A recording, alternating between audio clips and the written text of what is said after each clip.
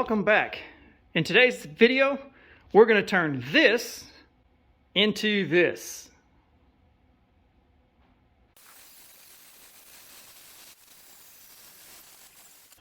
Alright, so one of the first things I'm going to have to do, or you're going to need to do, is lay out this first piece and make sure that it's flat. Now, the table I have here, my welding table, is actually a 1-inch thick piece of iron, and you would think that that would be pretty straight. But if you put a level across it from one end to the other, you'll notice, I don't know if you can see it here, but there's about almost 1/8 of an inch dip right in the middle. So what it requires me to do is to level out my work as I go. So what I've done is put my level on here, I tack it, welded one end down. I've got some very small little washers in there on both sides that help it so that when I push down the other side, we make contact so it's straight all the way across. So now that I know this is actually straight from one end to the other, and I can start working on it. So now we can go ahead and put these 1/2-inch square tubing rods on here. What these are going to be actual spacers on the outside. So what I'm going to do is I'm going to weld these two that are 37 inches long, just like the legs are. I'm going to weld them on there so that they're welded on both sides, all the way across, flush with the outside. Then what we'll do is we'll put this other piece across the top here. Make sure we get the right angle so that it's perfectly symmetrical on both sides. And then we're going to tack this on here. Once that's done, then we'll have to cap the top here with some more flat bar, and then we'll flip the whole thing over, do the same thing again, 1/2-inch tubing, and then cap the other side.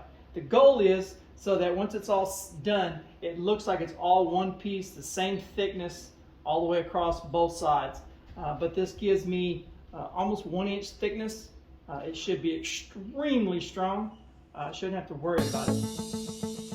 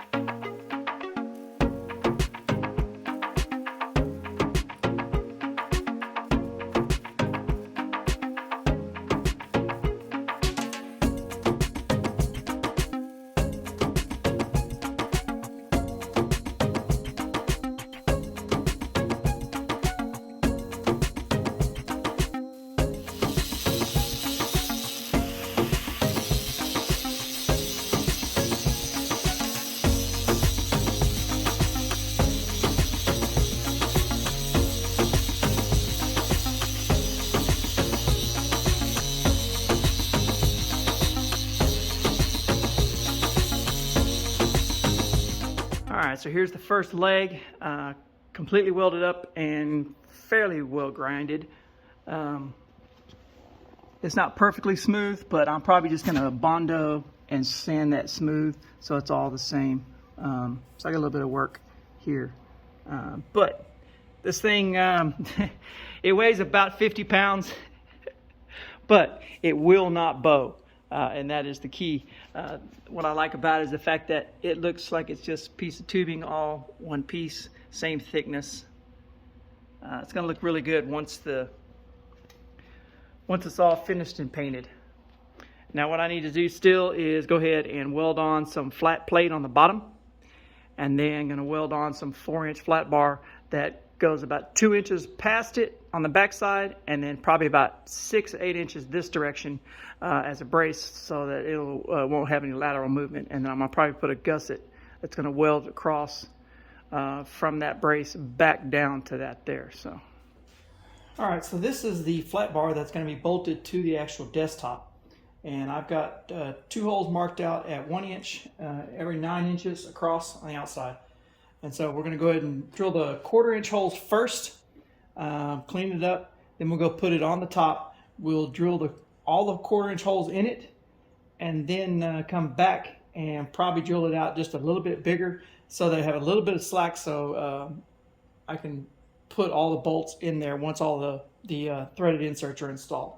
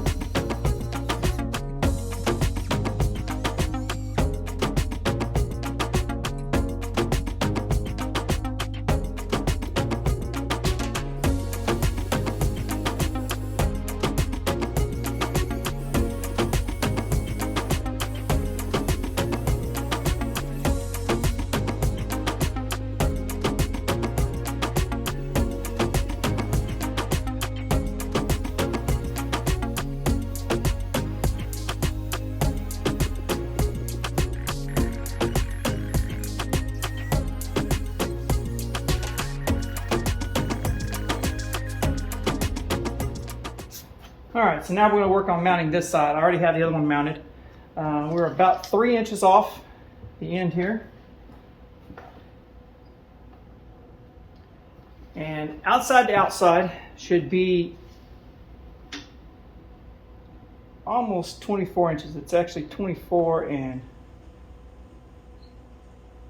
7/8.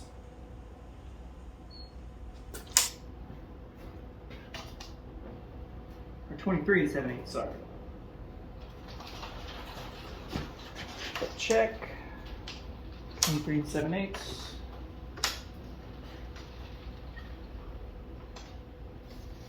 And then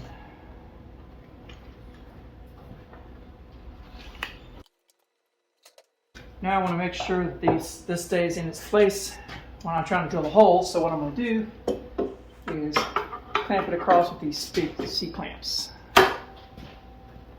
And I'm actually clamping it straight down to the sawhorse. Well, that's not a problem.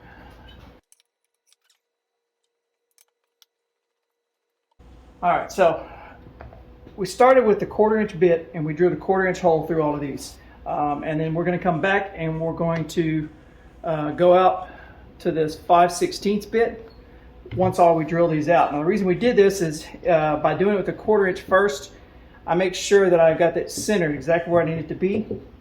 Then when I go to install the threaded inserts, I switch to the 5/16 bit, drill into this, the wood. That's the size I need for my threaded inserts. And then I come back and check and see where all the 1/4-inch holes are and try to put a bolt in there. If the bolt won't line up exactly, then I'll come back and open up the hole with a 5/16, and that gives me enough slack to be able to put all the bolts in, because there's a little bit of variation in the way the threaded inserts go in. They don't always line up exactly the right way. I guess you could go ahead and cut all of them to 5/16, that way you got plenty of slack. Either way, doesn't really matter.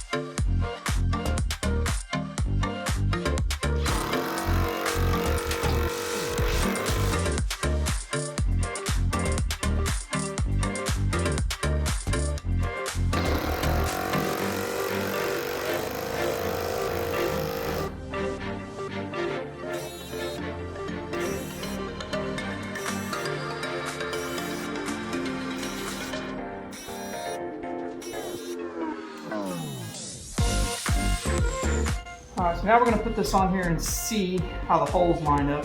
See how many of them we probably need to go ahead and widen out a little bit.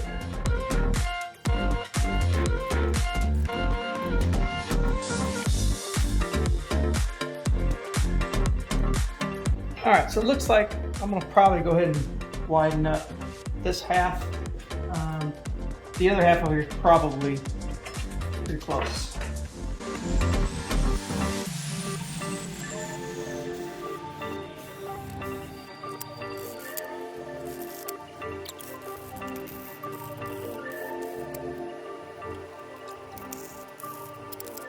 Alright, so I've got all the plates cut and drilled out. Unfortunately, I forgot to record them when I was doing it, so I've got all 4 done.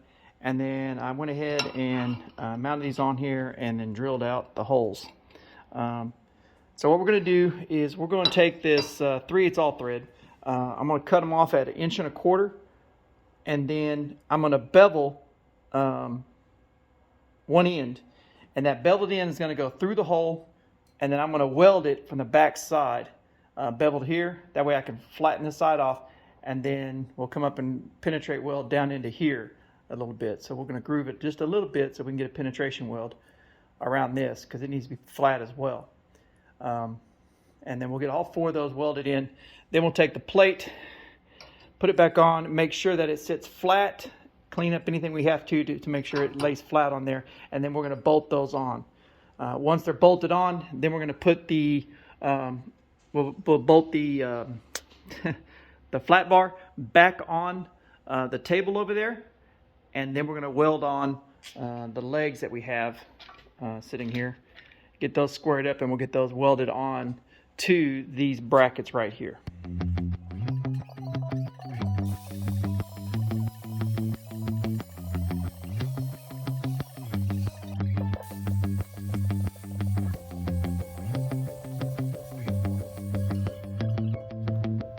Alright, so this next part is fairly straightforward. I went ahead and flipped it upside down. I've got each plate that goes. I'm going to take a nut as the control for how deep it is, and then we're just going to stick it in the hole from the bottom and get it to where I've got enough depth here to where I can get a good penetration all the way around. So we don't want to stick it out the top too much, so we'll shorten it up a little bit. And that's it. So we'll just hold it in there and tack it down in there, and that should do it.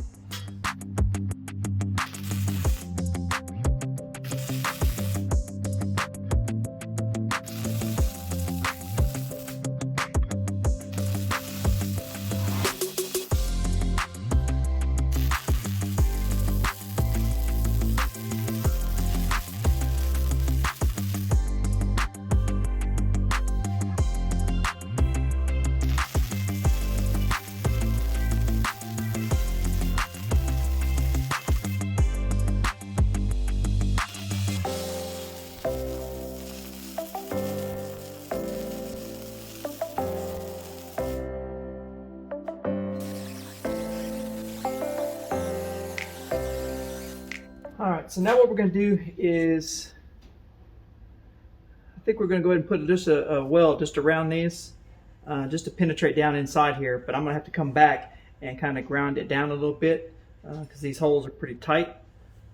So the other option is to take a carbide bit and kind of widen the base of this out so that the weld will go through it, which I could probably do that too. I'm just not sure if I actually have to do that or not. So I think first things first, we're just going to put a weld around each of these just to make sure we're good to go, and then we'll kind of clean it up and see how close it fits. The reason I'm putting these back on is I want to kind of protect my threads a little bit from the splatter from the weld.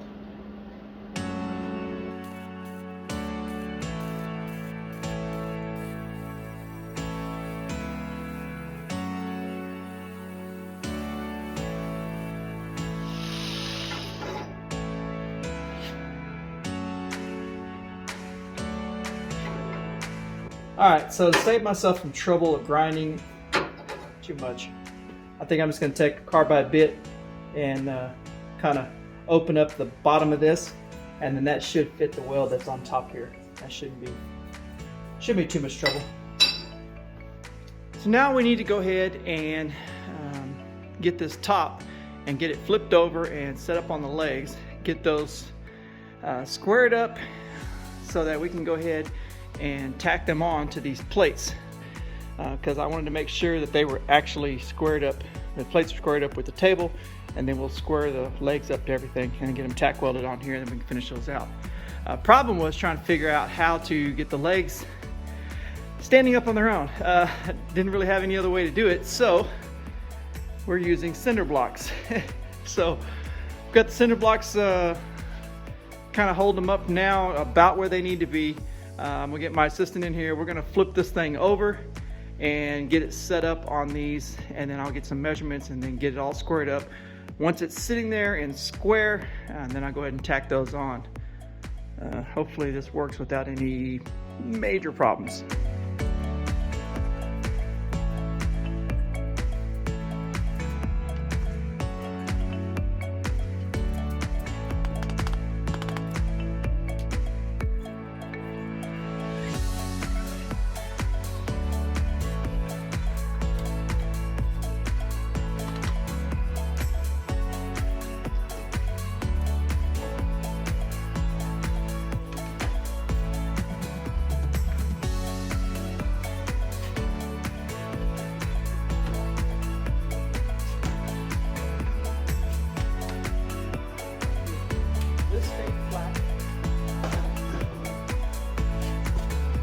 All right, so what I had to do was I ended up having to put some clamps on here.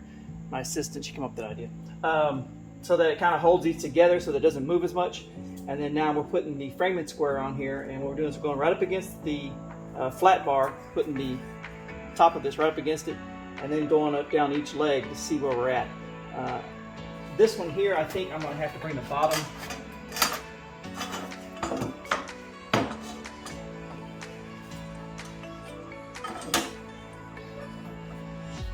I don't know if you can see or not, but the bottom is, there's a little bit of almost a 1/4 inch gap here. So what we're going to do is we're going to bring the bottom out a little bit, or excuse me, bring it in a little bit to get this one squared up.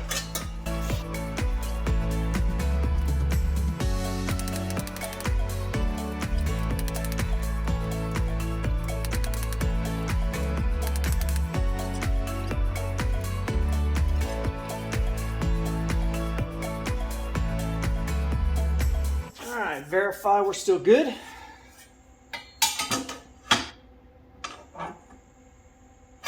That was good.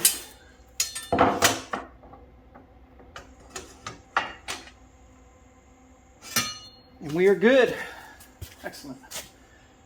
All right, so now we'll come in here and make sure that we're centered up between our bolt holes and make sure that this is where it needs to be on this side. And then we're going to go ahead and tack it all the way around. Then we'll pull, take the bolts off, and then we'll pull the top out of the way, and then come in and finish welding these out.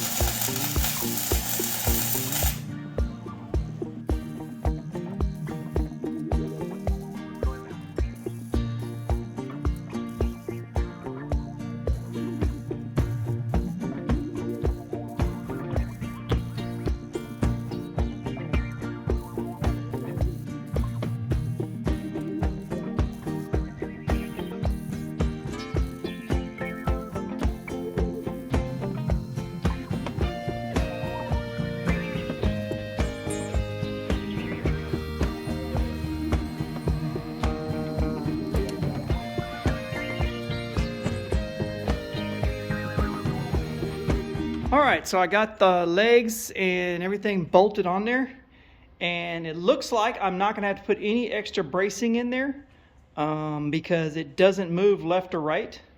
So that's really, really good news, because I really didn't want to have to put anything underneath there. So we're looking good. So all I have are those 4 bolts in each corner, and then that plate goes across. So that seems to be more than sturdy enough. So now we're going to go ahead and pull this thing back apart, and then I'm going to have to clean up these legs and then go ahead and get them prepped for painting.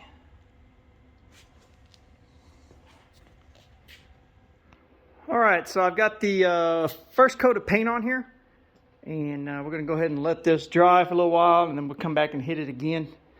And then the last thing we've got to do is we're going to glue on some custom little carpet strips that we're going to permanently glue on the end here. That carpet's a little bit thicker than those little pads that sometimes you find for furniture, and it's actually going to last longer. So we're going to put that on, and then once those are done, then we're going to move on to the top and put on the Rubio coat. All right, so today we're going to keep working on trying to fill in the cracks and stuff. You can see some of the cracks here, they're pretty evident, but some of the stuff doesn't show up very well until you take a light. So you can see the difference. It shows up really, really quick. So you start seeing things that you didn't really see before.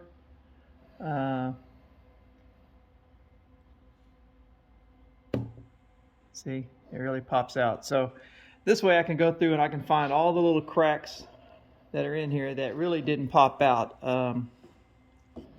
Where was it at? Somewhere over here. Yeah. Really couldn't see it until that. So it's not very apparent until you get the light off the side. So that helps you find your cracks. That way you can go through and fill them all in. All right, so the way I do this on this particular wood, this is elm, it's very porous. And so if you pour your epoxy on there and just try to let it run into, it's going to soak into the wood, and you get these big, large areas of dark spots. So you can see before, I've already kind of done it here, and it kind of controlled where the epoxy went. And the way I do that is with hot wax. And so I will go around areas that I know I need to seal, and then I will put the epoxy right up close to the edge, or excuse me, not the epoxy, the hot wax, right up close to the edge of where I need it to fill in. And that creates a little dam and keeps it from running all over the place. And so I don't waste a lot of epoxy trying to fill these cracks in, and then I can actually pour a little extra epoxy into this little dam, and it'll help run down in there. Because some of these you have to actually fill in quite a bit. So it takes quite a bit of extra time to fill these spots in.